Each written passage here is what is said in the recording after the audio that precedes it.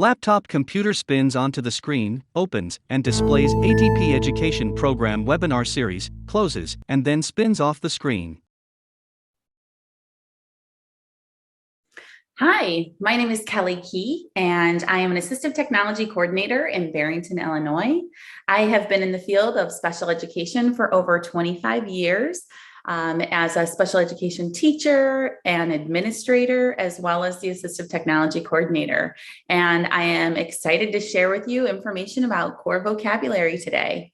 Today's session is titled Core Vocabulary Overview, the Importance of Targeting Core Words and Personal Fringe. So I'm going to start off by just talking about, why do we communicate?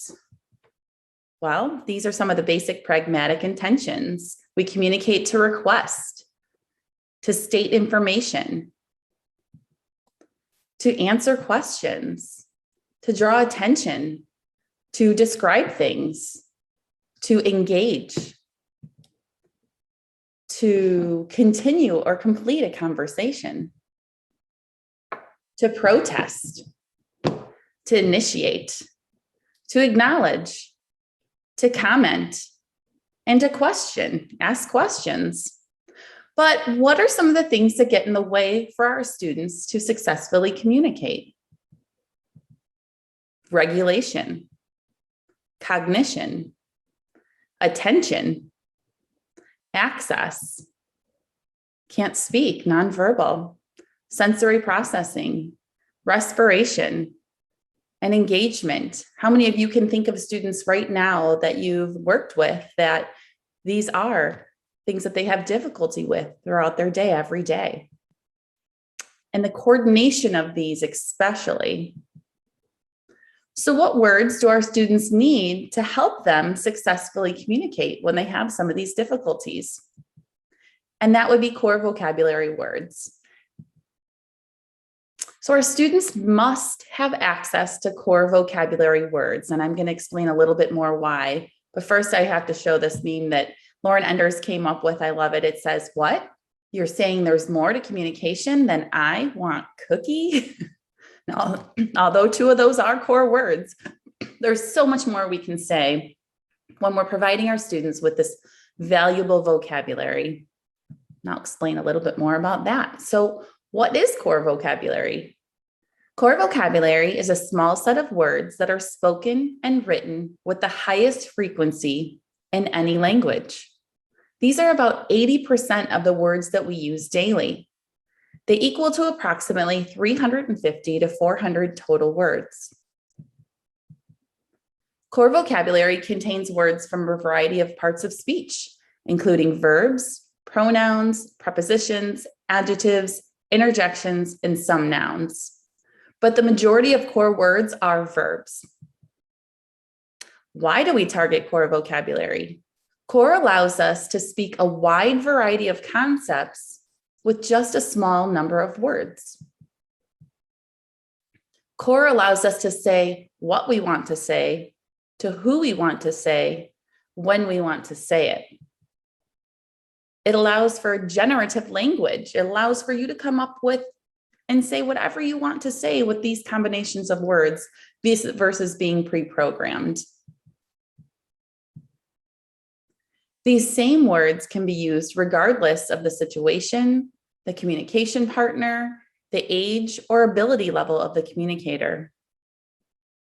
And core gives us the ability to express all these different pragmatic functions. You would not be able to say these with just nouns. Things like greetings and closings, like hi, bye, requesting, want, need, go, more. Identify, this, that, those, it. Commanding, help, go, more. Asking, what, where, why. Commenting, good, bad, like. Directing, you, look, do, you do, my turn. Owning, mine, yours. Rejecting, no, stop, don't, want. And describing, big, little, fast, slow, blue. Again, if you just provided nouns to students, they wouldn't be able to say all of these different things with the different pragmatic functions. This is a list here that the AAC Language Labs has on their site. And this is the top 100 core vocabulary words based on frequency that they put together. And what I love about this is it's all based on research. And I have listed here the research that they have on that sheet. And so this is a terrific reference for you to search online. It is a free download. So just looking at this picture here, look at all these different words here. These are different core vocabulary words. I'd like you to take a minute and just think about which of these words have you said already today? If you're with somebody, maybe turn and share that with the person next to you.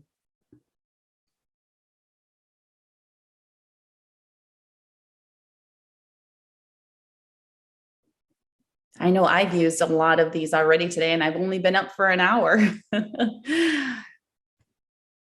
And then taking it a step further, those same words, think of a few phrases that you could say with these words. Go ahead and share a phrase with the person next to you if you're with somebody. If not, just say them out loud to yourself.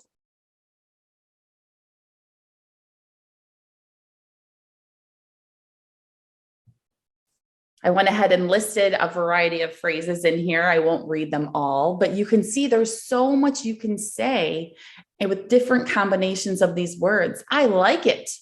I don't like it. I need help. I want more. I need more. There's so many things you can say, and these are just a few core vocabulary words. Now, using a core board or a core-based communication device is an excellent way to quickly access this vocabulary. We're going to talk more about that in the next session. I'm going to share a variety of different examples. But the key to when providing it with a communication device or with a communication board is when you're providing it, the core in these different ways, it allows for motor planning. And that is a big part of communication with core vocabulary. So motor memory, core boards and devices use motor memory for quick communication. So every word has a unique motor plan to say it. Words always stay in the same location. You never move the words on the board or the device. And that automaticity and speed increases over time. And I always share it's like typing on a keyboard. You know, I type on a keyboard without even thinking about it, without even looking. Or people that play an instrument or a piano. And here's a couple quotes that I really like. It says, when kids rely on AAC to communicate, motor automaticity allows them to access symbols on a screen without having to think about movement. This greatly enhances the rate of expression and makes conversation more accurate and fluid.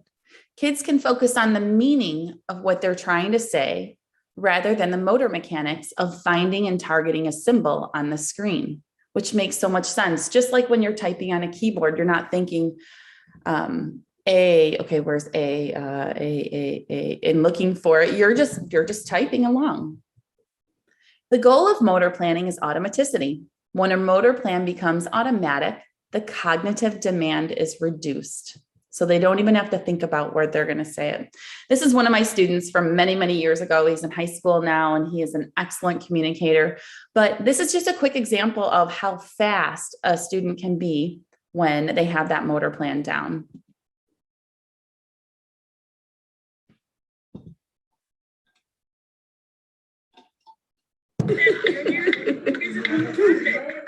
He's typing in a question. I'm sure you know what it is. Your birthday. When is your birthday? He said, when is your birthday? And he was able to type out all of that individually on his own. And because he does like asking people's birthday. So moving forward, core vocabulary builds language skills and speech development. So it is documented in many research studies that when providing core language, core through verbal, whether it's verbally, sign language, boards and core boards, devices, even for students who have verbal skills, students are saying more words with their natural speech. If they're able to verbally speak, they even are expanding their verbal speech. I share this a lot with the parents, especially that work with students in that have children that are in our early learning program that are just starting out. A lot of times they'll say, well, why are we providing this to them? I want them to talk. Well, this is one of the reasons why I share that with them, that we don't want to hold up language development while waiting for speech. So the core board and the device actually helps build language and communication and reduce frustration while they're working on that. And I like to call it a springboard, where you're using it as a springboard to verbal communication, if that is where they're going to be eventually. And some of our students don't end up having those verbal skills, like my student that you just saw, and yet he can fully communicate on a core-based communication device. You're going to hear me talk about literacy throughout my different sessions. That's a very, very, very important thing for our students as well. And core vocabulary actually helps build literacy skills. Early access to these grammatical structure ties directly to literacy goals. So 80% of the words, the core vocabulary, 80% of the words we read, we write, and we say. And they're also sight words. So why wouldn't we provide our students and immerse them with these important words? I also like to share that behavior and communication are directly related. Using core vocabulary through visuals, boards, and devices can reduce the severity and the frequency of these challenging behaviors. Let's give them the vocabulary to use in order to say things like, I don't want to, I need a break. I don't feel good. I want that. I don't like that. I need help. I want to go. And all of these words here are different combinations of core vocabulary words. And look how powerful those different things are and how that could reduce so much frustration, or even by saying or pointing to the word help or break or go. But I do like to share with people that the key is to make sure that they learn how to use these visuals and these words and verbally or on their boards and devices prior to a behavior occurring. So a lot of times I'll have staff model this language. If somebody is kind of having a hard day, they'll model on the board or device when they see that happening, or even sometimes we'll watch YouTube videos of people having different behaviors and practice saying those phrases. So when they do shut down or get upset, then they have that practice in there in order to be able to communicate that. I also like to share that some speaking people do need core as well. Core visuals, boards, and devices when highly stressed. So this is a quote from Practical AAC, an absolutely incredible blog that I highly recommend you check out if you haven't yet. It says, there are many people, especially with autism, that speak well, have college degrees, hold good jobs, and are raising families who have significant difficulty talking when they're tired, sick, or stressed. Core boards and devices help them during these times, and then they can go back to speaking normally when they feel better. So just knowing that it really is there's so many people that can benefit from core vocabulary. And I can't talk about core without talking about fringe and personal for core vocabulary, because this is also very, very important for people to access. We couldn't have full communication without access to fringe vocabulary. And I like this visual put together by Rachel Langley. It says, core is the glue that holds the fringe together. So core, like I mentioned, is about 80% of what we say. Fringe vocabulary is that other 20% of vocabulary. It's more individualized, less consistent across populations and activities, and most of them are nouns. But again, I'm going to talk a little bit about personal fringe and how important that is. So this is just an example of a fringe vocabulary word, chrysalis. I doubt that many of you, unless you were teaching a lesson on caterpillars and butterflies, that you probably haven't used this word today. But you may have used a lot of the words core vocabulary words that I can use to describe a chrysalis, like you make it, you live in it, it is in there, it needs time, it comes out new and colorful. And those are all core vocabulary words to describe a chrysalis. This is a conversation that one of my colleagues, Matt Bod, overheard in a hallway. And so we put it together for one of our presentations. And I thought this is a really good way to explain core versus fringe. It's just a conversation he overheard. Said first partner said, "Where did you go?" Partner 2 said, "I went to the movies." "Well, what movie did you see?" "I saw Goosebumps." So it's a total of 17 words that they shared, and 14 of these, or 82.4%, are core vocabulary words. And there's only 3 that are fringe: movies, movie, and Goosebumps. So that's just an example of just a small snippet of a conversation. And some fringe vocabulary may be something that a student is really into and would like to talk about a lot. And we call this personal core. So typically we may not be programming chrysalis onto a core board or a communication device if they're just going to talk about it once, because they could use the core vocabulary to describe what it is. But if it's something that they're going to talk about on a regular basis, like this is a picture of my husband muskie fishing. He is an avid muskie fisherman. And there are words that he uses over and over and over again that aren't core words. They're fringe, but they're personal to him. So we call these personal core. Things like we would want to make sure if he had a communication device, he had words like muskie, Cisco, figure 8, trolling, cast, and reel. These are all things that probably you and I wouldn't use on a daily basis, but he does. So we would want to make sure that personal core or these fringe words are in there for him. And I have this sheet that I put together that we share with the parents and the school team, because we want to make sure that we have these words available for the student if they're going to use them. They're personal words. So whether it's high or low tech, make sure that the students have their personal fringe, or as we call personal core, in their system. Again, low or high tech. Make sure you have all of their favorites in there that they like to talk about.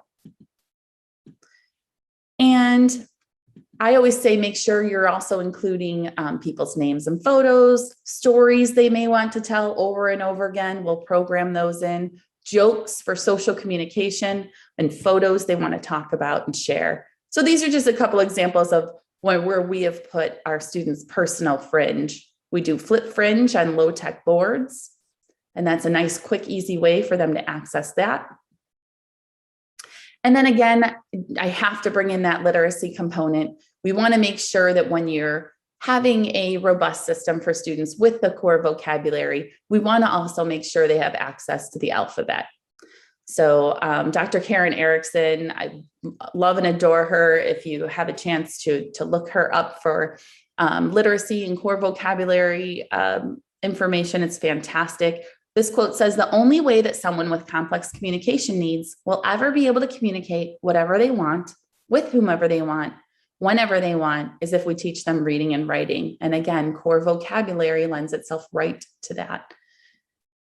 So I always make sure I share that all personal core boards and devices have access to the alphabet. And again, you're going to learn lots more in the next section on core vocabulary boards, but these are different places you can put them. And these are different things you can do to help them access that. So you can see here, even on our low tech boards, we have the alphabet at the top. So a combination of core vocabulary, fringe, and the alphabet is a must for robust communication. Core plus fringe plus alphabet equals communication success. And there are no prerequisites for using core vocabulary. I have listed here a variety of different students that we have, students that I have helped in the past with all different types of needs. And they have all benefited from core vocabulary. So to sum it up, all people need and use core vocabulary to communicate. 80% of the words we say, read, and write are core words. These are words that can be used regardless of the situation, age, or ability level of the partner. Core allows us to express a wide variety of concepts in a small number of words.